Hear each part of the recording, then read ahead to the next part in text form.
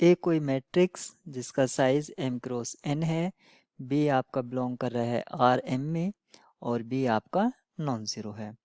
आपको 4 ऑप्शंस दे रखे हैं, यानी कि एक सिस्टम से रिलेटेड ऑप्शंस दे रखे हैं, और आपको बताना है कि कौन से ऑप्शंस इसमें ट्रू होंगे।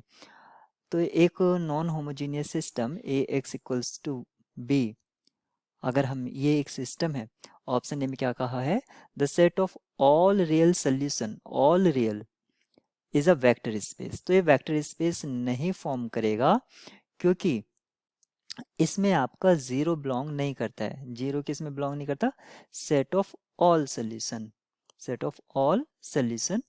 अगर हम बी को सपोज करो कुछ मान लेते हैं एक नॉन जीरो वेक्टर, क्योंकि बी आपका नॉन जीरो है, तो कभी भी आप ए एक्स को मल्टीप्लाई कराओगे तो वो जीरो के इक्वल नहीं आएगा। जो भी होगा वो बी के इक्वल होगा, जीरो के इक्वल नहीं होगा। यानी कि एक्स को आपको जो लेना है वो नॉन जीरो ही लेना पड़ेगा। तो ये आपका वेक्टर स्पेस फॉर्म नहीं करेगा। ऑप्शन बी में u और v are two solution of system. अगर हम मान लेते हैं कि एक सिस्टम के A X equals to B, इसका सोल्यूशन है दो, कोई दो सोल्यूशन है जिसको हम u और v कह सकते हैं, तो उसका लीनियर कॉम्बिनेशन किस तरह से, lambda u plus one minus lambda v is also solution of A x for any. यहाँ पर देखिए फॉर एनी कहा है, और ऑप्शन सी में कहा गया है लैम्डा लाइज बिटवीन 0 एंड 1। तो अगर हम एक को चेक कर लेंगे तो दूसरा ऑटोमेटिक चेक हो जाएगा। तो अगर ये सोल्यूशन है तो इससे क्या पता चलता है, A u equals to b और A v equals to b, क्योंकि u और v आपके सोल्यूशन है।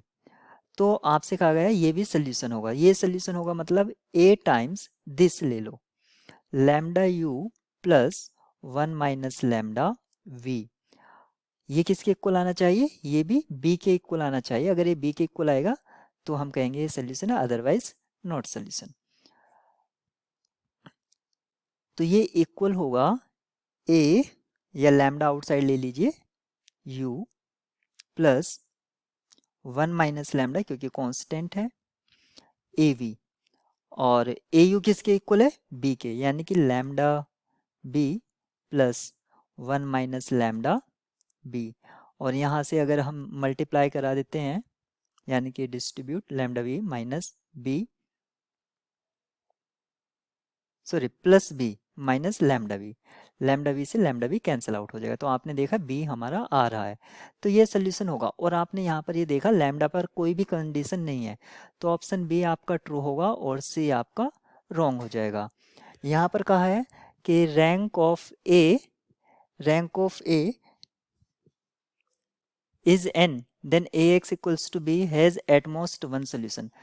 तो रैंक ऑफ ए और इस केस में rank of augmented matrix same हो जाएगा, लेकिन ये ये कह रहा है नॉन होमोजीनियस सिस्टम आपका सोल्यूशन कब रखेगा, जब बी बिलोंग करेगा आपका column space of R M.